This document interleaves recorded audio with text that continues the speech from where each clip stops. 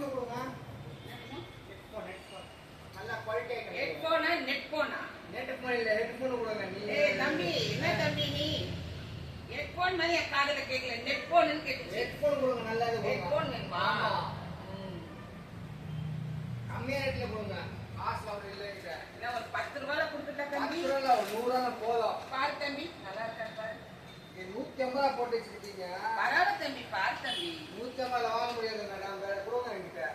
என்ன தம்பி நீ வந்து வியாபாரம் பண்றதுக்காக வந்திருக்கேன். நான் பாத்துதான் 150 ரூபா. அதுக்கு நீ சாப்பாடு காசு வச்சிருக்க 50 ரூபா.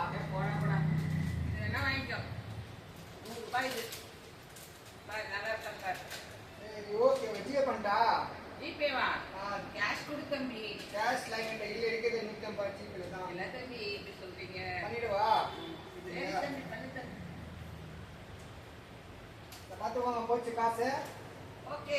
சரி, போயிட்டேன். பை. அதே கூட இன்னொரு வாங்குவேன். நாளைக்கு வந்து நெட் கேஷ் கொடுத்து வாங்க. சரி, ஓகே. ஓகே.